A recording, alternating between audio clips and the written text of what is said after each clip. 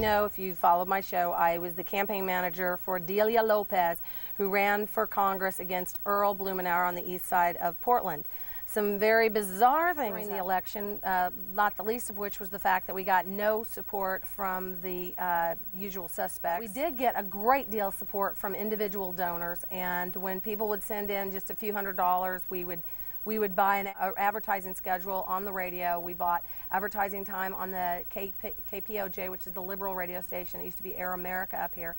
And just trying to educate people on who the congressman that she is was trying to replace, Earl Blumenauer, very radical left-wing ideals. Okay, first of all, on election night, it was very bizarre. I was at the Rose Garden watching the returns, and minutes after 8 o'clock when the polls closed, they announced Earl Blumenauer had beaten Jeff Lawrence 70% to 20%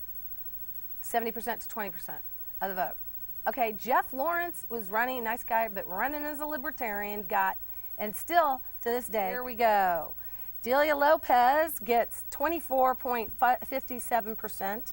Earl Blumenauer gets 70% of the vote. Jeff Lawrence only got 3% of the vote. But find this fascinating. The news media refused to put Delia Lopez's name up on the screen on election night to let people know that she was the Republican candidate for Congress against Earl Blumenauer. This is what K2, you can still go to this website. K2, the ABC affiliate here in Portland, Oregon, still has her on the website, is only having 12%. Now you just saw the Secretary of State's website where she has 24-something%. And this shows you that she only they were misreporting it all night long.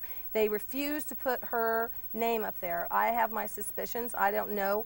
Maybe they didn't want to let the Hispanic population, which was supporting Delia Lopez with a great deal of enthusiasm, and there's a large portion of the 3rd Congressional District on the east side of Portland that could have and probably did vote for her. I think it's suspicious, and I'm very concerned about the Multnomah County elections. To me, it doesn't make a whole lot of sense because I just got a breakdown of every precinct. Do you realize there's not one precinct? Precinct's like a little area that you might live in and vote in, and they divide up your election area. There's not one precinct in the entire Multnomah County that has a majority of Republicans as compared to all the rest of the voters in that precinct. Not one. Despite the fact that if you follow polling, they do a bipartisan poll every year, the Congress does, it's called the Battleground Survey, and they ask people if they're conservative, moderate, very liberal, or liberal. If you add up both the conservatives and both the liberals, both the conservatives are twice as many as both of the liberals.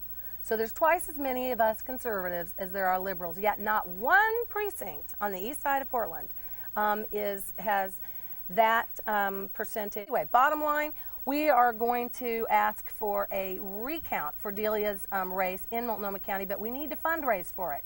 And we'd like you to be able to go to the website and find out, go to the Secretary of State's website, find out if your vote was indeed counted.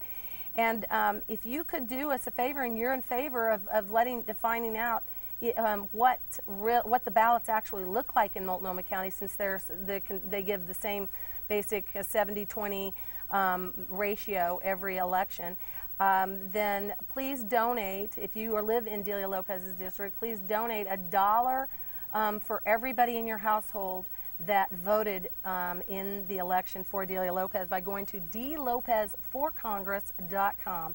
That's dlopezforcongress.com, and donate. Just donate $1, and that way we'll have a count of how many. If you don't live in her district but you'd like to support the effort to find out and reveal what the ballots actually look like and what is happening over there, because they do things differently. They program their own calculating computer, and rather than having an outside firm do it like all the other counties. So go to dlopezforcongress.com and support the effort to recount some ballots and some precincts in Multnomah County, and so we can see what's